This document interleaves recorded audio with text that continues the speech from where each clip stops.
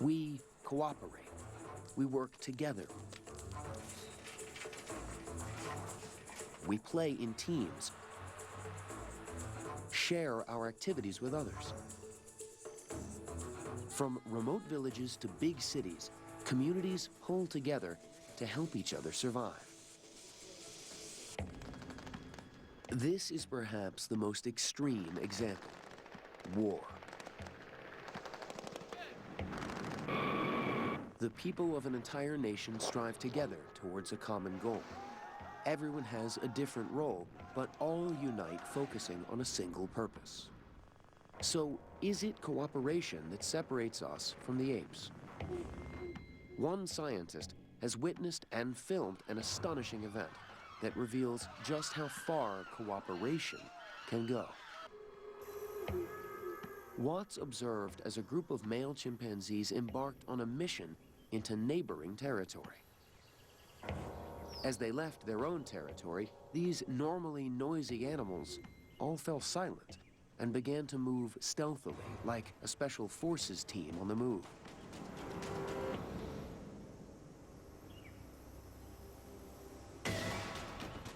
Suddenly, they spot a small group of neighboring males.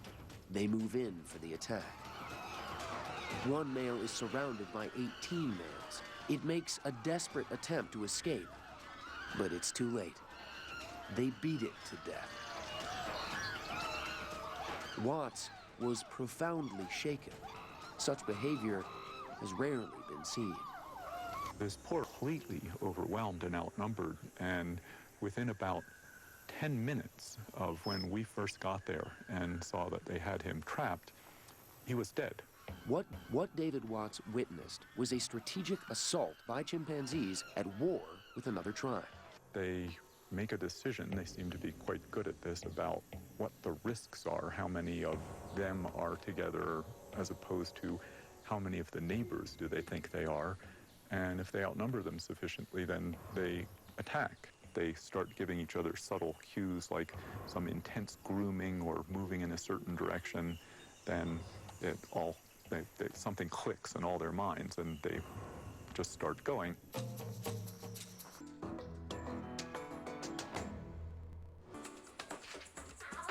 He looks like the clumsiest scientist on the planet, but his butter-fingered experiments have a serious purpose. They reveal that even tiny children cooperate instinctively.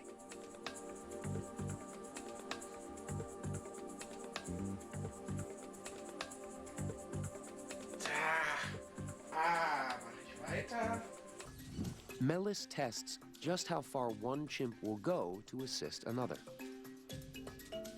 She places a long plank next to the cage where the chimpanzees will be. Okay, so I'm gonna put some food here in the two dishes on both ends of this platform. That's 5 pieces there, and another 5 pieces here. She then runs a rope from the plank to the cage. When the ends of the rope are close together, like this, one chimp can get the food.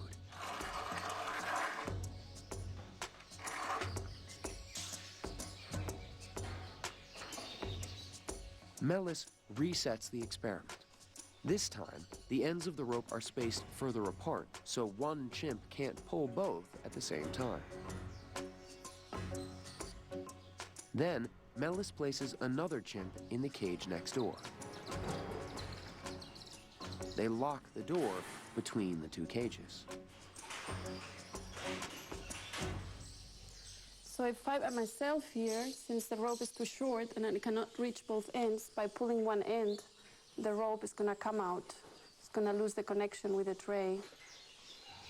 Now, the only way for the chimp to get the food is to work with a partner.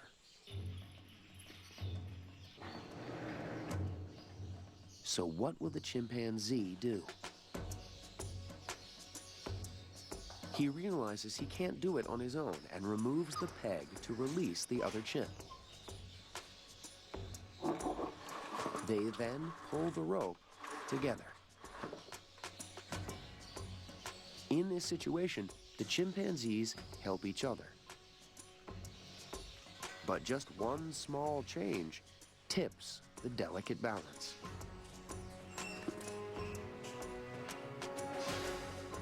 This time, there's just as much food as before, but now it's all on one tray, in the middle of the plank. Will the two chimps still help each other as humans would?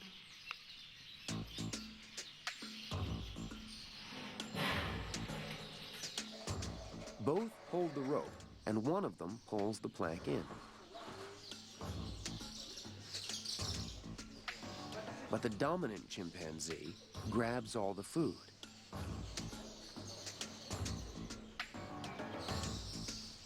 The experiment is repeated.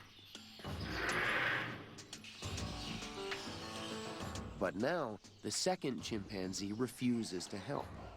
He knows he won't get any food. When it comes to sharing, chimps will only go so far. In our final experiment, a researcher places a piece of food under one of two cups. The chimp has to choose the cup where the food is hidden. The researcher reaches for the cup with the food.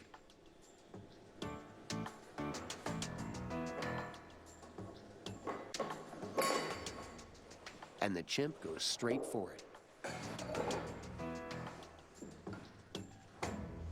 You set up a situation where you're competing with the chimpanzee and you reach for it, like you're trying to get it yourself in competition with the chimp. Then they see that and they make the inference that must be where the food is. If he's trying to get in there, that must be where the food is.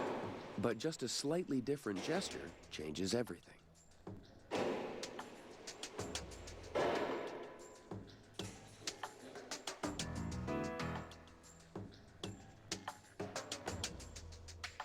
Instead of reaching for it, the researcher points towards where the food is hidden.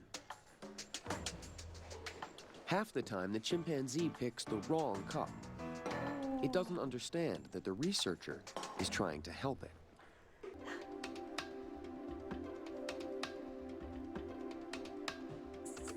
The child gets the idea immediately. Human children come into the world automatically assuming that people want to be helpful and to show them things and share things with them, even food that the person who's pointing could take for themselves. There's something in our genetic makeup that, from an early age, allows us to work together towards a common goal. We read and trust each other's intentions. It seems this could be what makes us human.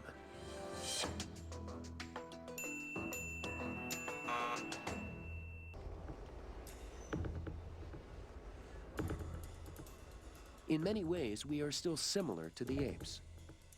Tiny differences in DNA give us the things that make us special: brain power, language, complex tools, and our ability to share goals and work together.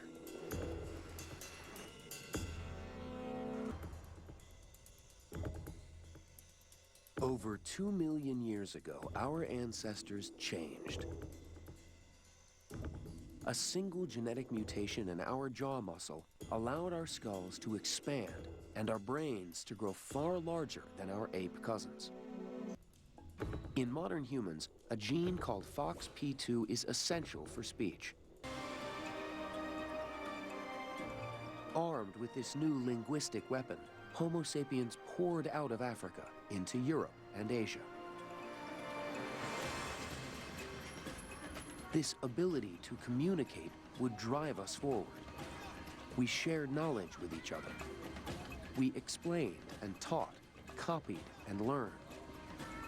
Each generation built on the knowledge of the last. If you just look at human history, we started with very simple technologies and simple social institutions, for example, and now we have very complicated ones. Human cultures can ratchet up in complexity over time, and children get them for free.